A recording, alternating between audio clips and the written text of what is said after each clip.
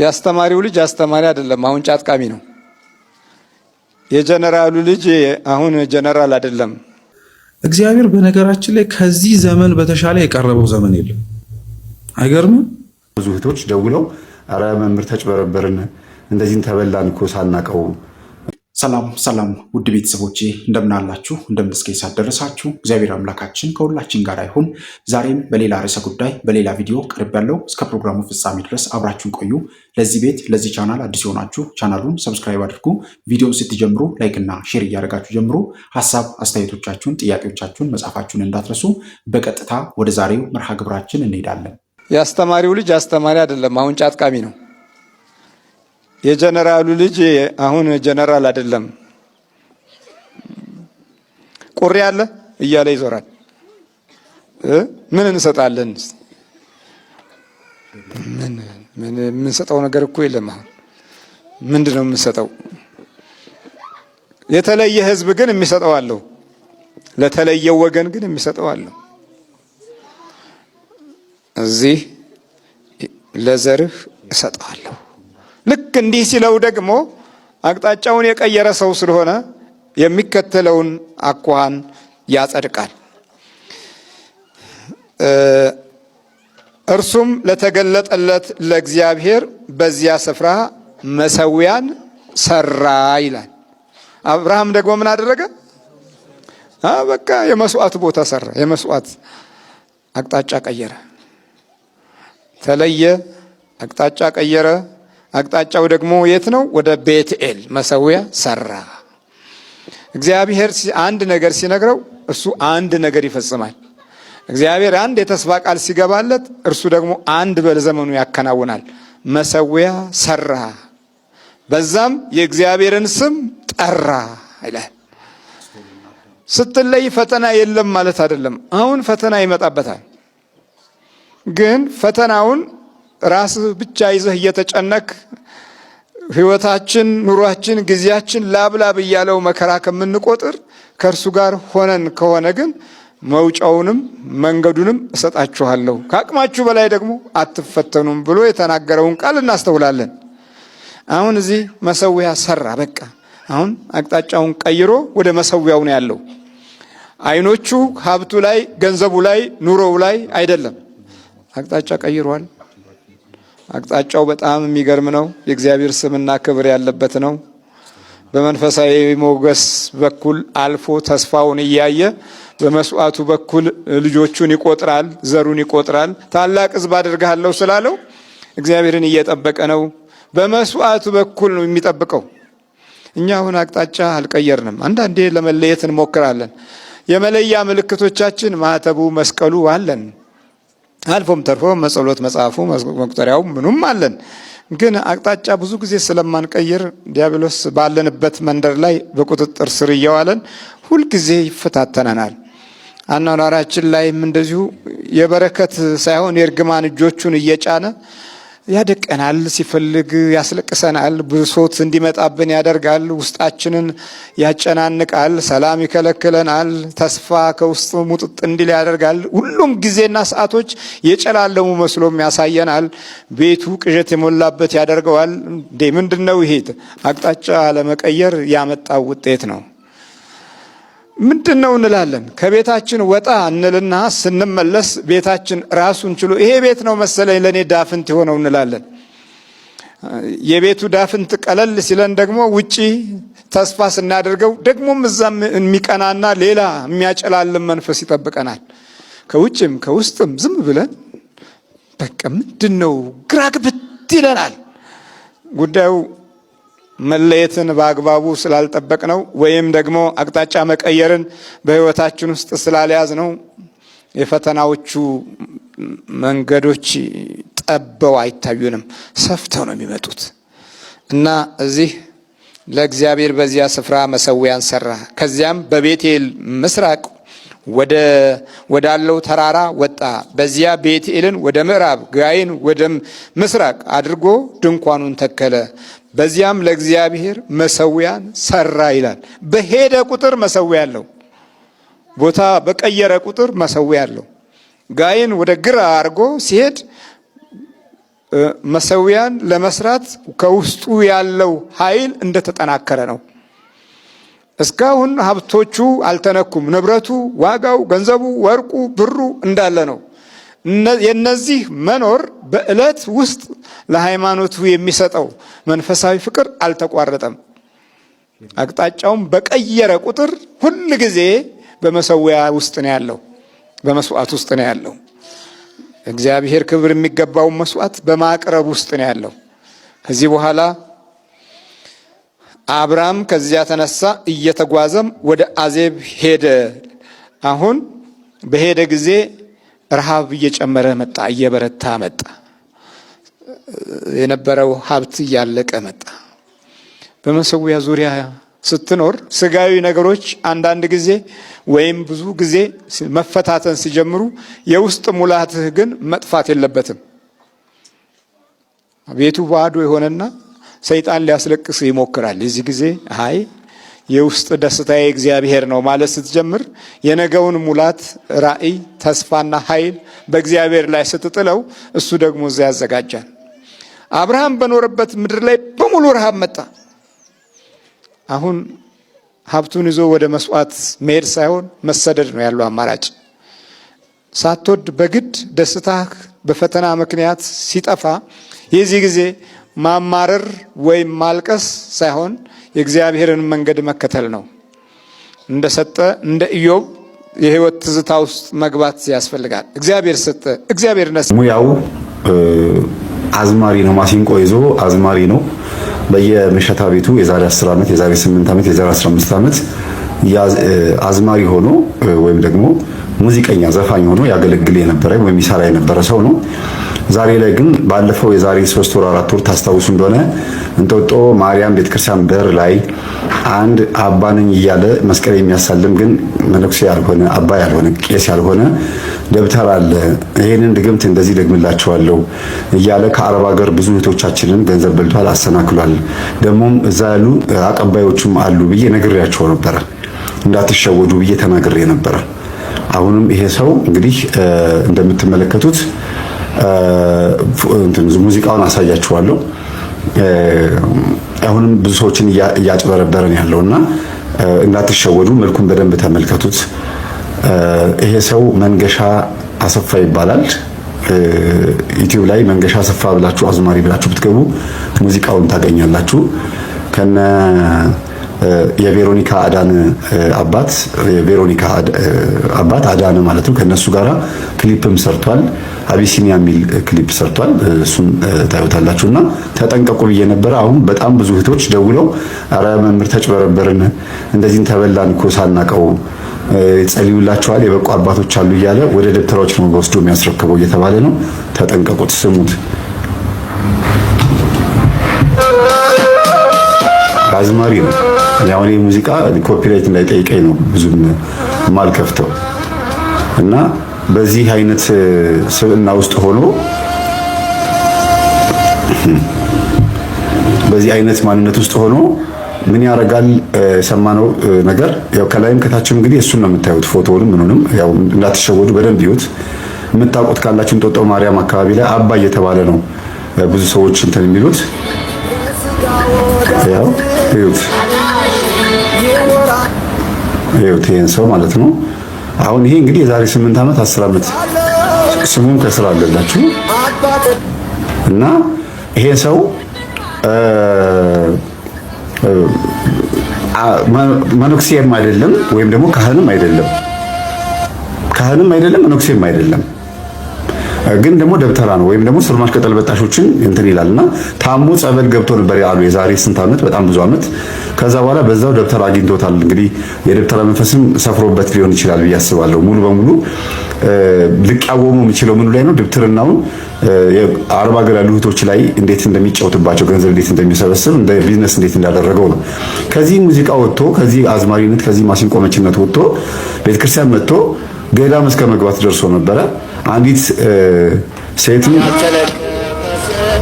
ሴትም ቀርቦ መንኩሳ የነበረችን ሴት ማለት ነው፣ ወይም ደግሞ አመክሮ ላይ ያለች ሴት ነች የሚላሉ፣ ግን እሷን ቀርቦ ከምንኩስና አስወጥቶ አግብቷት እንደነበረ፣ ከዛም በኋላ ደግሞ አግብቷት ከሷም ደግሞ ተፋቷል። ከምንኩስናም አልሆነች፣ እንደገናም ደግሞ እሱም ከትዳሩም አልሆነ። እንግዲህ እግዚአብሔር ነው የሚያውቀው አሁን ያለበት ሁኔታ። 6 ኪሎ አካባቢ እየመጣ እንዲሁ እንደምትመለከቱት እጁ እንደዘረጋ የተለያዩ ቅጠላቅጠሎችን መስቀል መቁጠሪያ ምናምን ይዞ እያዞረ ሲሸጥ ታዩታላችሁ። እና ይሄንን ሰው ተጠንቀቁት። ቢነገረውም አይሰማም። ምክንያቱም ማሲንቆ ይዞ የነበረ ሰው እንዴት አባ ሲባል በዚህ ልክ ያጭበረብራል? በዚህ ልክ ተደብቆም ሊያሳልም ይችላል። እንደምታዩት መስቀል ተሰላጢም የብረት መስቀል የባህታውያንን ይዟል። ግን መመነን ከፈለገ እኮ መመነን ይችላል። ሰርቶ መብላት ከፈለገ ደግሞ እንደዚህ ማድረግ የለበትም። ሰዎችን በስራ ስር በቅጠላቅጠል ማደንዘዝም አይጠበቅበትም ነበር። እና እንግዲህ በመሸታ ቤት የነበረው መንፈስ ጠቋር ማለት ነው። ደፋር ሆኖ መጥቶ ቤተክርስቲያን በር ላይ ሆኖ እንጦጦ ማርያም አካባቢ ቤት ተከራይቶ ነው የሚኖረው። ብዙ ሰዎች እዛ አካባቢ ያሉ ሰዎች ያውቁት ይሆናል። ተጠንቀቁ። ቤተክርስቲያንም ይህን ጉዳይ ዞር በል ከዚህ ብላ ልታባረረው ይገባል። እኔ እንግዲህ ሙሉን ገልጬ ያሳየኋችሁ በጣም ብዙ ሮሮ ስለበዛብኝ በስሙ ገብቼ ሙዚቃውን የዛሬ 15 ዓመት የነበረው እንደምንም ብዬ ፈልፍዬ በስሙ ራሱ አታገኙትም፣ ግን እንደምንም ብዬ ነው ያገኘሁት። ይሄን ማድረገው ለምንድን ነው? ቤተክርስቲያን ህልውናዋ በእንደዚህ አይነት ሰዎች ነው እየተናጋች ያለችው። ለጸበል ከሆነ ሄደው በቃ ለጸበል ነው፣ ሌላ አያስፈልግም። ሌላ ምን ያደርጋል? እና ተው ሲባል ደግሞ አይሰማም። ስለዚህ ተጠንቀቁት፣ ይህንን ሰው ተጠንቀቁት። አንደኛ ነገር ቅጠላቅጠልና ስራ ስር እሱ የሚሰራ ቢሆንም ባይሆንም ለእንደዚህ አይነት አባቶች ነው አሳልፎ የሚሰጠው ትልቁ ጉዳዩ። ሌላው ነገር ደግሞ እላዩ ላይ ያለው የደብተራ መንፈስ ነው። እላዩ ላይ ያለው የደብተራ መንፈስ ነው። የደብተራው መንፈስ ደግሞ ጠቋር ነው። ምክንያቱም እግዚአብሔርንም አልፈራም፣ ድንግል ማርያምን በደጇ ላይ ሆኖ አልፈራም። አስተውሉ። ከዛም አልፎ ደግሞ ገዳም ውስጥ የመነኮሰችን ሴት አውጥቶ አግባሻለሁ ብሎ በቁርባን ይሁን እርግጠኛ አይደለሁም፣ በቁርባን ይመስለኛል አግብቷት እንደገና ፈቷት ደግሞ ለብቻው ነው ያለው ማለት ነው። ይሄ መንፈስ ከባድ መንፈስ ነው። የተዋርቶ የአይነ ጥላ መንፈስ አለችበት። ሴት ልጅም አለችው፣ አረብ ሀገር ትመስለኛለች። እሷ እሱን የምትተባበር አይመስለኝም። ይሄንን የምታውቅ አይመስለኝም። እንደማታውቅ ነው የምረዳው። እውነት በትክክል ይሄ ሰው ልጁን በዚህ ልክ ማሳዘን አልነበረበትም። ካወቀችና ደግሞ የምትተባበረው እሷ ከሆነች በጣም እናዝናለን። እንዴት እህቶቿና ወንድሞቿ በመናፍስት እንዲያዙ አቀባይ ትሆናለች የሚል ሐሳብ አለኝና እባካችሁን የምታውቋት የሱ አባቴ ነው ብላ ያስተዋወቀቻችሁ ሰው ካላችሁ እናንተ የምታውቋት ካላችሁ እና ይሄን ሰው የምታውቁ ከሆነ ያስተዋወቀቻችሁ ሌላ ሴት ካለች ለኔ በስልክ ጠቁሙኝ፣ ደውዬ ላናገራት እፈልጋለሁ። ከዛ በተረፈ መልኩ ድሮ የነበረው መልኩ የሥራውን ቢዝነስ ምን ያህል ስራ ይፈልግ እንደነበረ በአዝማሪነቱም ደህና ቦታ ላይ እንደነበረ ያሳያል። ስራውን ባልደግፈውም ዘፋኝነቱን ባልደግፈውም ግን ደግሞ አርፎ ያን ስራ መስራት ነበረበት። እንደ ስራ ከተቆጠረ ኃጢአት ነው። በእርግጥ እንደ ስራ ከተቆጠረ በአዝማሪ ቤት ውስጥ እንግዲህ ለገበያ መሳቢያ ድምፅ ተብሎ ወይም ደግሞ ለአንዳንድ ምናምን ተብሎ ብዙ ቃልቻ ጋር አውሊያ ጋር መሄድ ደብተራ ጋር መሄድ ምናምን አለና ሰዎች ድግምት የሚያደርጉባቸዋል። ምናልባት ድግምት አድርገውበትም ከዚህ ቦታ አባረውትም ከሆነ ደህና ቦታ ላይ ነበረ። ከነ ማነው ስማቸው? ከነ አዳነ ድምፃዊ አዳነ አዝማሪው አዳነ ማለት ነው፣ የቬሮኒካ አባት። ከሱ ጋርም አብሮ ይሰራ ስለነበረ ምናልባት እዛ ቦታ ላይ ይሄንን ሰው አግኝተውት ዘመዳቸውን ወይ ቤተሰባቸውን ቢሰበስቡ ጥሩ ነው። ቤተክርስቲያን አካባቢን መጥቶ እንደዚህ ፋሚሊ ቤተሰብ ባያዋርድ ጥሩ ነው ብዬ አስባለሁ። ግን ወንድማችንን መርዳት ያስፈልጋል። ልጁን በሰንሰለት አስሮ ቤተክርስቲያን ጸበል ማስገባት ያስፈልጋል። ያው ላይ ያለው ጠቋር መንፈስ ደፋር ነው ማለት ነው። ደፋር ነው፣ አይሰማም። መኖር ይፈልጋል፣ መጸበል መዳን ይፈልጋል። ግን ደግሞ ገንዘብ እጁ ላይ ስለሌለ ይመስለኛል እዚህ ቦታ ላይ እንደዚህ የሚያጭበረብረውና ይሄንን ሰው መላበሉት ነው። እናንተም ግን ተጠንቀቁት፣ የኔ ተማሪዎች ደግሞ ተጠንቀቁት ብያለሁ። ለሚያስተምሩን፣ ለሚገስጹን፣ ለሚያነቁን ለአባቶቻችን ለወንድሞቻችን እግዚአብሔር አምላካችን ረጅም ዕድሜን ያድልልን። ውድ ቤተሰቦቼ እኛም ሰምተን 30 60 መቶ ፍሬ የምናፈራ እንድንሆን እግዚአብሔር አምላካችን በእውነት ሁላችንን የሚርዳን። እንግዲህ ቃለ እግዚአብሔር ወንጌል ስንሰማ ወይም ደግሞ ማንኛውንም አይነት የቤተክርስቲያን ትምህርቶችን ስናዳምጥ የሆኑ ጉድለቶቻችንን የምንሞላ ልናደርግ ይገባል። እግዚአብሔር አምላካችን ሁላችንን የሚያግዘን። እግዚአብሔር በነገራችን ላይ ከዚህ ዘመን በተሻለ የቀረበው ዘመን የለም። አይገርምም? ከዚህ ዘመን በላይ የቀረበው ዘመን የለም። ለምን መሰለ? የኛ ያለንበት ዘመን እንደ ክርስቲያኖች ለሁለት ነው የምንከፍለው። በማሲቭ እንክፈለው ካልን የትላንትናው እግዚአብሔር ሰው ከመሆኑ በፊት የነበረበት ዘመንና እግዚአብሔር ሰው ከሆነ በኋላ የመጣበትን ዘመን። እግዚአብሔር ሰው ከመሆኑ በፊት በነቢያት እያደረ ያናገር ነበራል። አሁን እናንተን እኮ ይሁን እያናገረን ያለው በነቢያት አይደለም፣ ራሱ ሰው ሆኖ እኮ ነው ያናገረን።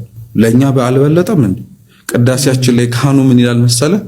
እናንተ የምትሰሙትን ለመስማት ብዙ ነቢያት ጻድቃን ተመኙ፣ ግን አልሰሙም። what's the difference? ምንድነው ልዩነቱ? እነሱም የእግዚአብሔርን ቃል ነበር ሲናገሩ የነበሩት።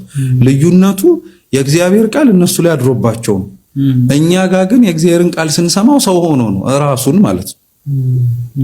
ስለዚህ በመምህርነት ደረጃ ራሱ ለኛ የተሻለው ተደርጎልን፣ ስለዚህ አለኛ ጋር በጣም ነው ያለው ማለት ነው። ሁለተኛ ለነሱ እግዚአብሔር ከህዝቡ ጋር መሆኑን እንዲያውቁ እግዚአብሔር ለመረጠው ለህዝቡ ለመከተልም ጭምር መርጦ እሱን ለማምለክ ለሚመጣው ህዝብ የሰጣቸው ከትምህርቱ ከቃሉ ውጪ ደግሞ መስዋዕትን።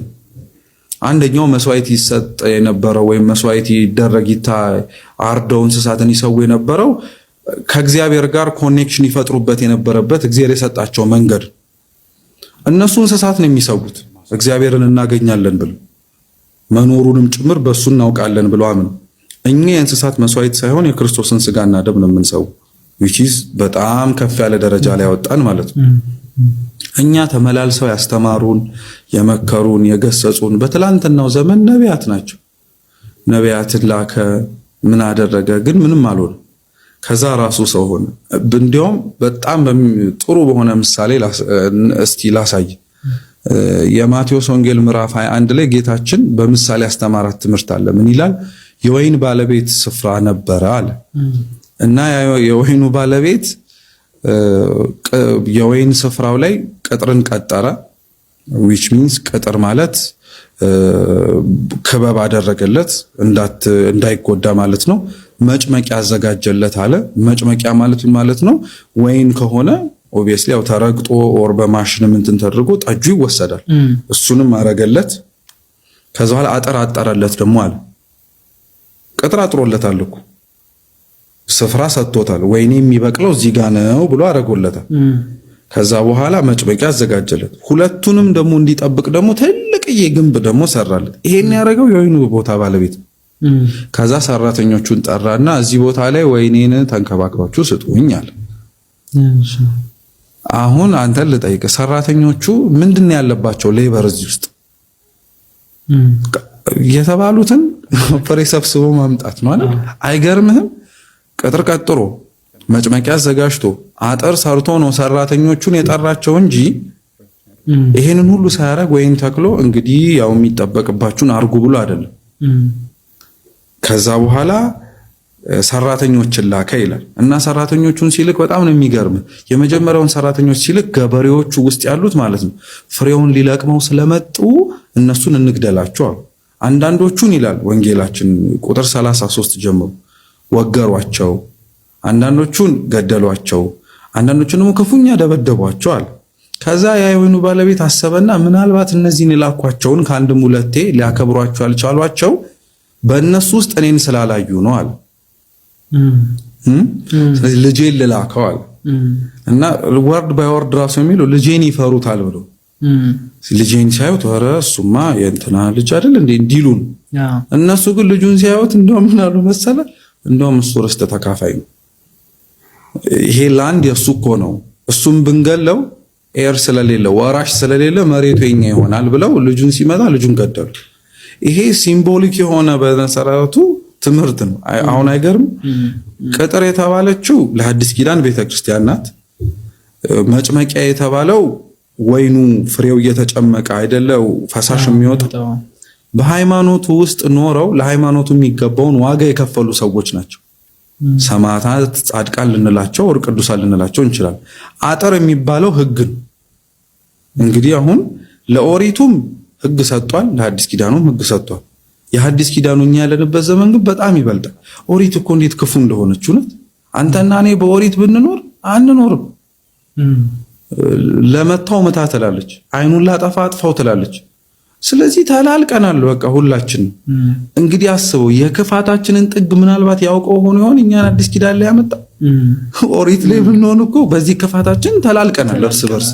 አይኑን ሲያጠፋው አይኑን እያጠፋን ምህረት አልነበረማ። ስለዚህ ህግን ሰጠ፣ ለኛም ህግን ሰጠ። መጭመቂያ የሚባለው ፈሳሽ የሚወጣው አንደኛውም ቅዱሳን ናቸው ካልን የኦሪቶቹ ቅዱሳን በጣም ነው የሚገርሙ። አዳም የበደለው በደል በነገራችን ላይ እሱ ላይ ብቻ ሳይሆን ባክላሽ ያመጣው ሙሉ ፍጥረታት ላይ የተከፈተችዋን ገነት አዘግቷታል አዳም። እንግዲህ አስበው እስኪ ገነት ተዘግቶ እግዚአብሔርን በማመንህ ምክንያት የምትገባበት ቦታ እንደሌለ እያወቅህ ትታዘዘዋለህ? ምንም ሺህ ዓመት ጽድቅ ብትሰራ ገነት ዝግ ነው፣ ሲኦል ነው የምትገባው። ረድኤተ እግዚአብሔር እንዳትቃጠል ምናልባት ሊጠብቅ እንደሚችል ነው እንጂ እሱን አረገ። ለኛስ የበለጠውን ያደርገው ለኛ ገነትን ብቻ የለም የከፈተው፣ መንግስተ ሰማያትን ነው የከፈተው። ከፍ አለ ማለት ነው። ስለዚህ ቅጥር ሰጥቶናል፣ መጠመቂያ ሰጥቶናል። ከዛ ሶስተኛው ደግሞ ቅጥር ያልናት ነው። ቅጥር ያልነው ለኦሪቱ ቤተ መቅደስ ነው። ለኦሪቱ ቤተ መቅደስ ሰጥቷል፣ ታቦት ሰጥቷል፣ መስዋዕት ሰጥቷቸዋል። ለሐዲስ ኪዳኑስ ቤተክርስቲያን ሰጥቷል፣ መሰዊያ ታቦት ሰጥቷል፣ መስዋዕት የሆነ የራሱን ስጋና ደም ሰጥቷል። አሁን ወደ ነጥባችን እንመለስ ብንል ምን ያላደረገልን ነገር ኖሮ ነው እኛ ክፋት እየሰራን ያለው? መጽሐፍ ቅዱስ ሰነፍ ይጸድቃል የሚል የለም። በፍጹም ለሰነፎች ቦታ የሚሰጥ የመጽሐፍ ቅዱስ ክፍል የለም። አንድም ቦታ እንድንተጋ፣ እንድንነቃ፣ እንድንሰራ፣ እንድንጠነክር የሚናገር እንጂ ሰነፍ እንድንሆን፣ ድሃ እንድንሆን፣ እንድናማረር የሚናገር መጽሐፍ ቅዱስ የለም። ሰነፍ ለመጽደቁ ምክንያት የሆነ ምንም ነገር የለም። ሰነፍ በወዲያኛው ዓለም ብቻ በዚህ ዓለም ሳይቀር በመጽሐፍ ቅዱስ የተወገዘ ነው። በዚህ ዓለም ሁሉ እንኳን አይደለም በወዲያኛው ዓለም። የወዲያኛው ዓለም እኮ ከዚህ ዓለም የተሻለው ነው። ሐዋርያው ቅዱስ ጳውሎስ የሚገርም ቃል ይናገራል። በኤፌሶን መልእክቱ ምዕራፍ 4 ቁጥር 28 ላይ ምኑ ላይ ያስቀምጣል? የሰረቀ ከእንግዲህ ወዲህ አይስረቅ ይላል። ሰነፍ አሁን መስራት ካልቻለ ወደ መስረቅ ነው ሊሄድ የሚችለው። ስለዚህ የሰረቀ ደግሞ አይስረቅ አለ። ይሄን ካለ በኋላ ግን በዚህ ፈንታ ለሌላው የሚያካፍለው ይኖረው ዘንድ በእጁ ስራ መልካሙን ለመስራት ይድከም ይላል። ይድከም ነው የሚለው፣ መልካም ለማድረግ ለሌላውም ለመትረፍ። በሌላ መልእክት ደግሞ በጣም በሚገርም ሐዋርያው እንዲህ በማለት ይናገራል። ዘኢይፈቅድ ይትቀነ ኢይሴሰይ፣ ሊሰራ የማይወድ ሰው አይብላ ይላል። አይብላ ማለት በዚህ ዓለም ካለው ምግብ ጭምር ተከልክሏል ማለት ነው። ስለዚህ ታዲያ ከዚህ ዓለም ምግብ ጥቂት ከሆነው ነገር የተከለከለ ሰው ትልቅ ወደ ሆነው መንግስት ማየት ይገባል ተብሎ የሚታሰብ ሰነፍ ሰው የለም። በዚህ ነው የምንረዳው እንጂ አንድን ሰው ለምሳሌ ኢዮብ ሀብታም ነበር፣ አጣ፣ በማጣቱ ተጠያቂ አይደለም። አንድም ሰው ሰርቶ ቢያገኝ ቤቱ ቢቃጠልበት ተጠያቂ አይደለም። ንብረቱ ቢከስር ቢወድም ተጠያቂ አይደለም። ነገር ግን ባለመስራት ምክንያት ሰነፍ ሆኖ ድሃ የሆነ ሰው ነው አይጸድቅም የምንለው።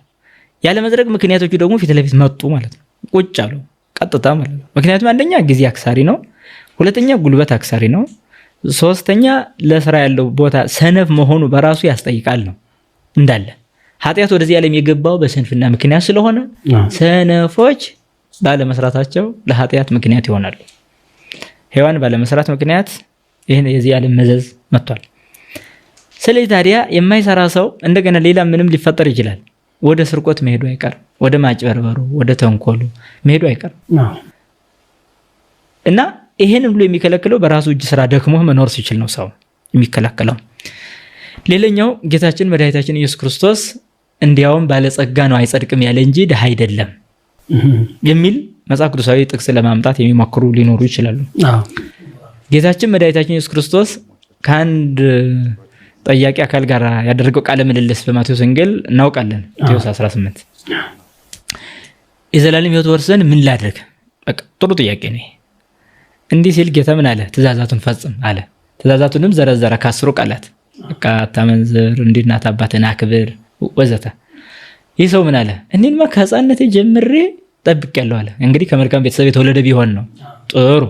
አሁን ክርስቶስ በቃ በጎ አድርጋል ሂድ አላለው። ምን አለ? ሌላ ጥያቄ ያቀረበለት። ፍጹም ልትሆን ከወደድክ አለ። ሌላ አሁን እንግዲህ ድህነት የሚያጸድቁ ነው መጣ እዚህ ጋር። ፍጹም ልትሆን ከወደድክ ያለህን ሽጠህ ተከተለኝ አለ። ያለህን ሽጠህ ሲል አሁን ቀጥታ ሰውየው ፍጹም ህጉን ከፈጸመ በዚህ ዓለም መኖር በቂው ነበረ። ሀብቱን ይዞ በጎን ሰርቶ መዳን ይችላል። ግን የዚህን ሰው ወደ ላይ የማደግ ህሊናውን ክርስቶስ ፈተነው። ምን አለ?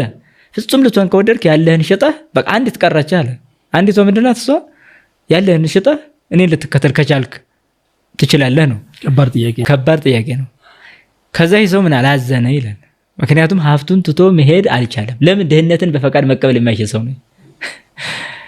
ጥያቄው ይሄ ለምንኩስና ለሚሻ ሰው የቀረበ ጥያቄ ነው እንጂ በዓለም በትዳር ልኖር ብሎ ለሚያስብ የቀረበ ጥያቄ አይደለም። ማስተዋል ያለብን። ምክንያቱም ሁሉን ሸጠ ተከተለኝ ማለት በዚህ ዓለም አትኑር ነው። በቃ ክርስቶስን በሚከተል ህሊና ውስጥ ወይም በዓለም ያለው የሚከተል ቢሆንም እንኳን ሁሉ ለመናውን ሰጥቶ ልከተል ብሎ ለሚያስብ ሰው ነው የሚነገረው ይሄ እንጂ አሁን እዚህ ትዳር ይዞ ቤት ይዞ ያለን ሰው ልድን ከፈለክ ይሄን ቤትህን ሸጥ አይባልም። የለም። ምክንያቱም በዚሁ በሕገ ጋብቻ ኑሮ ክርስቶስን ማግኘት የሚችል መሆኑ ይታወቃል። እዚህ ጋር ግን አንድ የተቀረች ማለት ፍጹም ልትሆን ከወደድክ ነው። ፍጹም ማለት ክርስቲያናዊ ፍጹምነት የሚገኝበትና ክርስቲያን ሆኖ መኖር በጣም የተለያዩ ናቸው። ክርስቲያናዊ ፍጹምነት ማለት ራስን መተው ነው። ስለ ራስህ የሚሆን ምንም አይነት ጉዳይ ላይኖር ይችላል ማለት ነው። ስለዛ የምትከላከለው መከላከል የለም። ስለ ራስህ የምታስበው ሐሳብም አይኖርም። ሁሉ መላህን አካል ትሰጣለህ ማለት ነው። ይሄን አባቶች መላቀቅ ብለው ይጠሩታል። መላቀቅ ማለት ከዚህ ዓለም ብቻ አይደለም፣ ከራስም ነው የምትላቀቀው። ይሄ ፍጹምነት ነው። ስለዚህ ይሄን ፍጹምነት የሚሻ ከሆነ ጥያቄው ቀረበለት፣ ግን ወደቀ። ምን አላዘነ ይላል። ይሄ ሁሉ ሀብት ሽጬ እንዴት ብዬ ለድሃ ሰጥተህ አለ። በዚህ ሰዓት ነው አይ ሀብታም ገንዘቡን ሰጥቶ ጽደቅ ቢሉት መጽደቅ አይችልም። ስለዚህ ታዲያ ቤተክርስቲያናችን ይሄን ሐሳብ ምን አመጣች? ልጆቿ ሰርተው ግን ለድሃ እየሰጡ እንዲጸድቁ አደረገች ማለት ነው እንጂ ሀብታም አትሆኑ አላለችም። ካልሆኑማ መስጠት አይችሉም። ስለዚህ ቤተክርስቲያን ላይ ስጡ የሚለው ትምህርት በራሱ እኮ ያለን እንድንሆን የሚያሳይ ነው። ከሌለን ልንሰጥ አንችልም። ስለዚህ እንድንመጸውት የሚናገረው የመጽሐፍ ቅዱስ ክፍል በሙሉ እንዲኖረን የሚያስተምር ነው። ከሌለን አንመጸውትም። እንድንዘክር ከተማር ለመዘከር ያለን መሆን ያስፈልጋል። ያለን ለመሆን ደግሞ መስራት ያስፈልጋል። ለመስራት ደግሞ ስንፍናን ማስወገድ ያስፈልጋል። ስለዚህ ሰነፍ ሰው አይሰራም። ካልሰራ አያገኝም። ካላገኘ አይሰጥም። ካልሰጠ አይጸድቅም። የሚገርም እዚህ መጽሐፍ ውስጥ ማን እንዳለ ታውቃለህ? ቴዲዬ እስቲ ገምት። ማን ይኖራል ታስባለህ? የሆነ የምታውቃቸው የሆኑ ሰዎች አሉ። ሐዋርያው ጴጥሮስ ኖ እነ ሐዋርያትንማ በቃ ጨረሰ። ሐዋርያት ተመዝግበዋል። ሁሉም ተመዝግበዋል። እዚህ መጽሐፍ ውስጥ የሚገርም ማን አለ መሰለች? ሁለተኛው ደግሞ እነዚህ የምታያቸው መጽሐፍት እነዚህ ሁሉ የምታያቸው መጽሐፍት የአባቶች መጽሐፍት ናቸው። ከዛሬ 2000 ምናምን ዓመት በፊት ቤተክርስቲያን የነበሩ አባቶች ክርስቲያኖች ምን ያምኑ ነበረ? ኦኬ ይሄ የምታየው the fathers know best ይላል። ጠቅላላ ወደ ኋላ ሄዶ የሐዋርያትም ተማሪዎች፣ የሐዋርያት ተከታዮች፣ የሐዋርያት ደቀ መዛሙርት ምን ያምኑ ነበር የሚለው ዶክመንት ያደረገ መጽሐፍ። ስለዚህ የኛ እምነት ወደ ኋላ ሄዶ የአባቶችን ትምህርት ይዛል፣ የሐዋርያትን ትምህርት ይዛል፣ የክርስቶስን ትምህርት ይዛል፣ ደግሞ ሄዶ የነቢያትን ትምህርት ይዛል ማለት ነው። ስለዚህ በነቢያቱና በሐዋርያቱ ትምህርት ላይ የቆምን ስለሆንን በዛ የተነሳ ትክክለኛው መንገድ አለን ብለን እናስባለን። ለምሳሌ ቅዱስ ቁርባን የጌታ እውነተኛ ስጋና ደም ነው ስል ከዛሬ 2000 ምናምን ዓመት በፊት ይታመን ነበር የትምህርት የሚለውን ይኸው ትሬስ አደርገዋለሁ። ከዛሬ 2000 ዓመት አዲስ ትምህርት ነው ያመጣሁት ወይስ ከዛሬ 2000 ትምህርት ታወቃለህ ወይስ አታውቅ? እንደሚታወቅ መጽሐፍቱ ይናገራል። አባቶች ሁሉ ስም እየጠቀሰልን ማለት ነው ምን እንዳስተማሩ የነበሩት ጉባኤቶች እነ ኒቂያ፣ እነ ቁስጥንጥንያ፣ እነ ኤፌሶን የሚባሉ ጉባኤቶች ኬልቄዶንም ጨምሮ ማለት ነው። አራተኛው አንቀበለውም በርግጥ አንደኛ ወደ ኋላ ሲኬድ ትሬስ ስለሚደረግ በትክክለኛ መንገድ ላይ ያለ ነው ብለን እናምናለን። ዝም ብሎ ፋንሲ ታሪክ ዝም ብሎ ምናምን ሳይሆን በመረጃ አባቶች ትምህርት አለ ማለት ነው። ኦኬ ቀጥሎ ይሄው ለምሳሌ ስለ ድንግል ማርያም ይሄ የሆነ መነኩሴ የጻፈው አይደለም፣ የሆነ መሪጌታ የጻፈው አይደለም። ይሄ the life of Saint Mary Theotokos ይላል። የድንግል ማርያም ህይወት የአምላክ እናት ህይወት ተብሎ ይሄ ሁሉ ፔጅ የተቀመጠበት ከመወለዷ ጀምሮ ጠቅላላ ማለት ነው። እናት አባቷ ማን እንደሆኑ በስንት እድሜዋ እንዳረፈች ድንግል ማርያም ከዛ ደግሞ ጠቅላላ ማለት ነው። ብቻ ለብዙ ሰዎች የሆነ መነኩሴ የሆነ ምናምን የጻፈው ይመስላቸው ይሄ ስለ ድንግል ማርያም የሚናገር ታሪክ ነው። እና ደግሞ የቀደሙት አባቶች ምን ብለው አስተማሩ ስለ ድንግል ማርያም? ከዛሬ 2000 ምናምን በፊት ስለ ድንግል ማርያም ትምህርቱ ምን ነበር? ይሄው ትሬስ ይደረጋል። ይሄው ይሄ ደግሞ ስለ ክርስቶስ ሲሉ ሰማዕትን የተቀበሉ ሰዎች ከመጀመሪያው ሴንቸሪ እስከ 21ኛው ሴንቸሪ ድረስ ሰማዕትን የተቀበሉ እዚህ ውስጥ እነ ጊዮርጊስ አሉ፣ እነ አርሴም አሉ። የሚገርም እዚህ ውስጥ ከአንደኛው ሴንቸሪ እስከ 21ኛው ሴንቸሪ የሚገርም እዚህ መጽሐፍ ውስጥ ማን እንዳለ ታውቃለህ? ቴዲዬ እስቲ ገምት፣ ማን ይኖራል ታስባለህ? የሆነ የምታውቃቸው የሆኑ ሰዎች አሉ። ሐዋርያው ጴጥሮስ ኖ እነ ሐዋርያትንማ በቃ ጨረሰ። ሐዋርያት ተመዝግበዋል፣ ሁሉም ተመዝግበዋል። እዚህ መጽሐፍ ውስጥ የሚገርም ማን አለ መሰለህ? ሊቢያ የታረዱት ጭምራሉ። ያኛው መጽሐፍ ስለ ሴንት ሜሪ ነው። ያኛው ስለምንድን ነው? ይሄ ስለ ሴንት ሜሪ ነው። ይሄ ቢጫው ሰማዕት ስለሆኑ ነው። ቢጫ አንድ ቢጫ አሳየኝ። አንድ ቢጫው ይሄ የአባቶች ትምህርት ይሄ ስለ ቅድስት ጠቅላላ። ይሄ ደግሞ ጠቅላላ ስለ ክርስቶስ ሲሉ በሰማዕትነት ያረፉ እዚህ ውስጥ ዶክመንት ተደርጓል። አይገርምም? ዋው! ይሄ እንዲህ ጠቅላላ ዓለም ውስጥ ክርስቲያኖች የደረሰውን መከራ ግፍ የዘገበ መጽሐፍ ነው። ኦኬ፣ እዚህ ውስጥ ጠቅላላ ስለ ክርስቶስ ሲሉ የታረዱ የተቃጠሉ፣ ቆዳቸው ላይ ዘይት የፈሰሰባቸው፣ አንገታቸው የተቆረጠ፣ ለውሻ የተሰጡ፣ ለአንበሳ የተሰጡ ከሐዋርያቱ ጀምሮ ማለት ነው። ከዛ ደግሞ የሐዋርያቱ ተከታዮች፣ የሐዋርያቱ ተማሪዎች በአጠቃላይ ለእምነታቸው ሲሉ መስዋዕት የሆኑ ማለት ነው። አሁን ይሄን የሆነ መነኩሴ አይደለም የጻፈው። ኦኬ፣ ይሄን መጽሐፍ አይ ቲንክ ካሜራው ቆይ እየተገለበጣችሁ ብሎ መሰለኝ። ቆይ እንዲህ ባደረገው አይገስ ሞር ክሊር ይሆናል። ይኸው ይታያል። ክርስቲያን ማርቲርስ ይላል the heroes of our faith ይላል። አየኸው? from first century to 21 century እዚህ ውስጥ ጠቅላላ ሰማዕታት አሉ። በምን ሰማዕት እንደሆኑ፣ ማን እንደገደላቸው፣ ምን መከራ እንደተቀበሉ። አሁን አንዳንድ ሰው ጊዮርጊስ፣ አርሴማ ምናምን ሲባል በቃ የሆነ ኢትዮጵያ የሆነ ይመስላችኋል፣ ግን ነው እዚህ ውስጥ ሁሉ አለ። የሚገርም እነ እስጢፋኖስ ምናምን እዚህ ውስጥ አሉ፣ ሁሉም አሉ። እንደ እነ እስጢፋኖስ እና ሐዋርያቱማ መጽሐፍ ቅዱስ ላይ አሉለ፣ እዛ ላይም አሉ፣ እዚህ ላይ በስፋትም አሉ ብዬ ነው። እዚህ ጋርም አሉላ።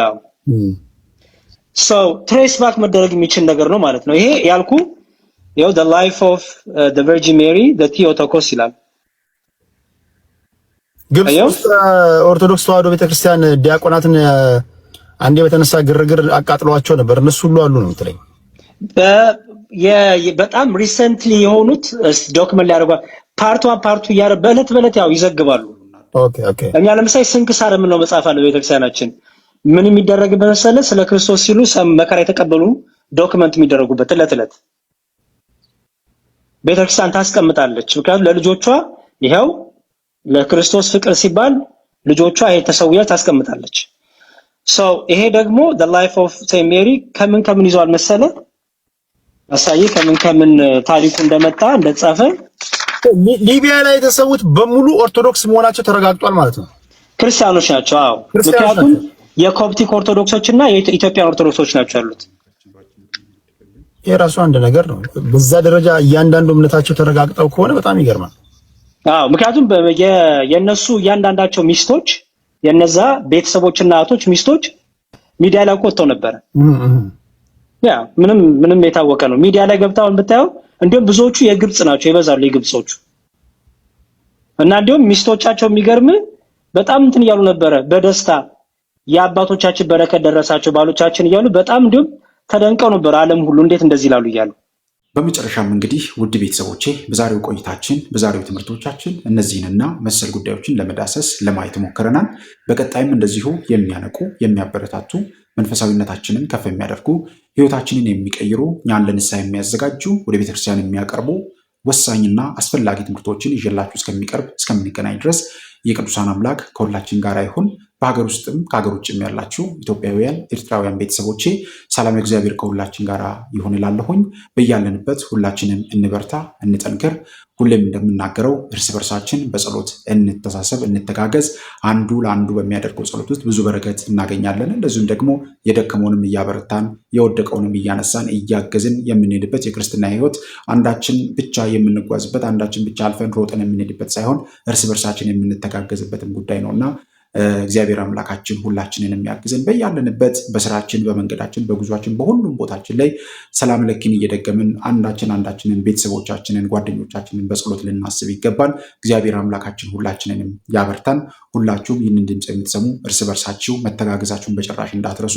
በተለይም አሁን በዚህ ባለንበት ዘመን ውስጥ የመናፍስቱ ውጊያ ከምንም ጊዜ በላይ ከባድ ሆኖ የምንመለከትበት ጊዜ ልንገኛለን እና በጣም ልንጠነቀቅ ይገባል። በስራችን፣ በኑሯችን፣ በጉዟችን፣ በሁሉም ነገራችን ላይ ጠንካራ መንፈሳዊ መሰረትን ልንገነባ ሁላችንም ይጠበቅብናል። እግዚአብሔር አምላካችን ሁላችንንም ያበርታን፣ ያግዘን።